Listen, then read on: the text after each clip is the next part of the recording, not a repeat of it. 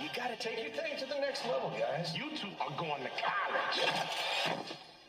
Did you not see that I was going first? Excuse you. Go ahead. Diamonds look like they glowing. 50 stacks all six. Yo, Sleepy, what's up, homie? Everyone's saying the barrio, he like the Mexican Wolverine. Or you not talking? My name is Jeff. Watch the new trailer at 22jumpstreetmovie.com. That's Hefe, man. And thus began the many, many vines and memes that would use that sound clip from then until the current time period that we're in. You know, the whole, my name's Jeff. I mean, you cannot go anywhere online without seeing at least one video or vine that has that clip in there. But welcome to Time About the Movies, everybody. Today we're taking a look at Friday the 13th of June 2014, and needless to say, this was not an unlucky day by any means necessary. Far from it. It was actually a really damn good day for movies, because we have two sequels that came out this weekend, and they were both really good films, starting with the biggest of the two. That is, of course, 22 Jump Street. After making their way through high school twice, big changes are in store for Officers Schmidt and Jenko, once again played by Jonah Hill and Channing Tatum, when they go deep undercover at a local college. But when Jenko meets a kindred spirit on the football team, and Schmidt infiltrates the bohemian art major scene, they begin to question their partnership. Now, they don't have to just crack the case, they have to figure out if they can have a mature relationship. If these two overgrown adolescents can grow from freshmen into real men, college may be the best thing that ever happened to them. And like I said, 21 Jump Street was one of those big surprises from 2012. A slick, funny, very smart comedy that took liberties with adapting the original show to make for one of the funniest comedies in a long, long time. And it's hard to top a great predecessor. I mean, many films have failed to do that. We've touched on several of them many times on this show, such as more recent examples of this: Hangover 2, Hangover 3, Taken 2, 1,000,000,006 other sequels that were nothing but cash grabs, and this was back in 2014. Imagine my feeling when I talked about this movie back then. I would have never thought that 12 years later we'd be having the same damn conversation, because it's just gotten worse in the last couple of years especially. But here they did what they did in the first film, and not only does it work, but it makes 22 Jump Street one of the best comedy sequels ever. What makes it work is that it's a slightly better movie than its already awesome predecessor, and the fact that it's very smart in letting us know that everything we're about to see has been done before. It takes the Muppets Most Wanted route, basically saying that, yeah, we're going to do the same thing we did before, but we're going to add a new flair to it. There's little scenes where characters are saying, see, we're doing the same thing all over again. And it's not like the movie isn't trying to force us to believe that. They're literally telling you throughout this film. The only difference is that it's in college instead of high school. And once again, Tatum and Hill just work off each other so well. And honestly, who would have thought you would have gotten a loosely based feature film adaptation of 21 Jump Street that made Channing Tatum a good actor? Maybe Joel Kinnaman should have taken some notes and do comedies like this instead of a stupid RoboCop remake that's rated PG-13. Yeah, that movie sucks, but Ice Cube, once again, is hilarious as Captain Dixon, and the new additions to the cast are very well done. Amber Stevens playing Cube's daughter, Workaholics just Jillian Bell, delivering some of the funniest dialogue bits of the film, not to mention the bajillion 6 cameos shown throughout the film. That would take far too long to talk about here. The comedy works simply because of the film's self-awareness and meta-humor, which is what you come expect from Phil Lord and Chris Miller at this point. I mean, the Lego Movie is one of those examples of that. It's just like a film that knows what it's doing and just goes along with it. And I mean, they could take anything and surprisingly make that work. I would have been more than happy if they ever said, hey, we want to do a Ghostbusters 3, like an actual Ghostbusters 3 before they made the Ghostbusters movies that we've had of recently. Like, I feel like they could have made it work overall, but yeah, it wasn't meant to be. And we did get some good Ghostbusters stuff post-2014. It was a little bit of a rocky start, but we'll touch on that in a couple of years' time. But there really is nothing more I can say about 22 Jump Street that hasn't already been said already. I think it's a very funny film. It's a sequel that's better than the original. If you love 21 Jump Street, you're going to love this one, maybe even more. It's a very smart, very funny, very creative, very fun sequel. That's one of the more enjoyable comedy sequels I've seen in a long, long time. 22 Jump Street is another reason why Phil Lord and Chris Miller are a comedy force not to be messed with. And I think in the years since then, they have shown that they have gotten better and better over time. Not just with comedy, but just entertainment in general. What these guys have been able to do. They're the top guys working in Hollywood right now. I mean, no question about it. They are the best two directors working right now. So with that said, let's go ahead and move on to the movie that I feel like probably should have done a whole lot better, but on a weekend that includes 22 Jump Street, being number 2 is not the worst thing in the world. How to Train Your Dragon 2. There's a whole other world of dragons out there. I bet you think you know a lot about dragons. Can I know you? No, but a mother never forgets. On June 13th, That's your mother? I'll bind you closer than you ever thought possible. This is amazing!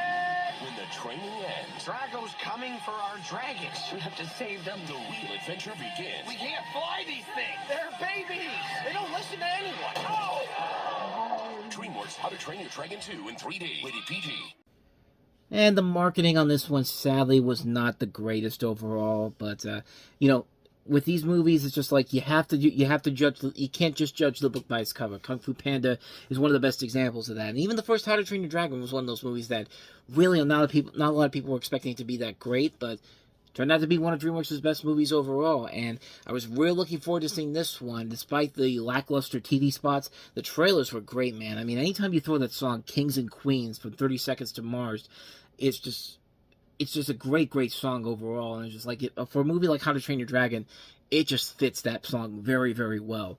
It fits the tone of the movie very well too. But not only did this movie meet my expectations, they pretty much exceeded them. This delivered on everything I was hoping for that the movie was going to deliver when I first saw that teaser last summer, and it delivers on everything a good sequel should do. It gives us a better story development, the animation is crisper and better, and more importantly, it does up the ante in terms of the action and drama to the point where one of the main characters dies in this movie, and not going to say who it is if you haven't seen it already, but it's really sad. It's not just put in there for the cheap dynamics, but it's there to evolve the story in general and allow us to grow more with these characters, which is what makes the sequel more interesting, because it does something that not a lot of sequels really did back then, and that's grow the characters in time. I mean, these characters got older since the last time we saw them.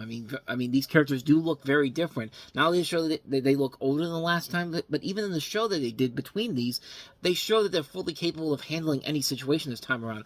Unlike the last movie, nobody's talking down to Hiccup, not even his father. He knows what he's doing up until he confronts the villain and knows what he's going up against. And, one of the big things in the trailer is that we meet Hiccup's mother, voiced by Cate Blanchett, and we find out she was taken by a dragon when Hiccup was a baby, and her father believed that a dragon killed her. And I like the relationship between Valka and Stoic definitely showing prominently here when they're reunited. Once again, it's not forced by any means necessary. It feels genuine and realistic, and the brief time they have together on screen shows they really do have a good relationship, and they do still love each other, even after everything that has happened between the two of them is in this world. I like the newcomers in here. Kit Harington pulling in his best Christian Bale impersonation as Eret. I mean, seriously, I thought it was Christian Bale the first time I heard it, but Jai Mahansu as Drago, the main villain, and cue your Rocky IV Drago scream, because, yeah, it had to be done. But, yeah, Drago is your typical bad guy who just wants to take over the world, of course. Insert your Street Fighter M. Bison, of course, meme. But where in the first movie they went up against a freaking giant-ass dragon just because it's a giant-ass dragon that feeds on the small dragon slaves if it can't get enough food.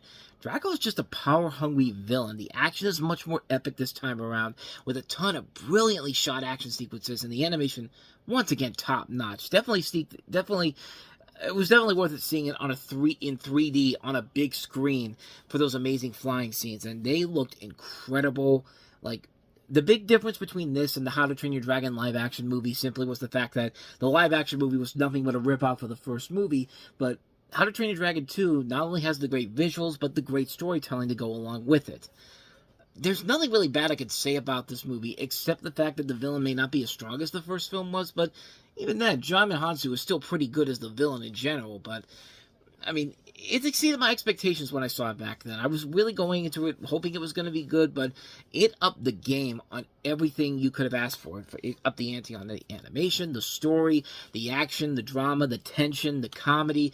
It just came together, and DreamWorks has another solid animated sequel from a company that has already given us Shrek 2, Kung Fu Panda 2, Madagascar 2, and now How to Train Your Dragon 2. I mean, if it wasn't for the Lego movie, this would have been the best animated movie of the year. And it's a year where we got a lot of good animation in general here. And this one definitely is a high must-see for any fan of the original film.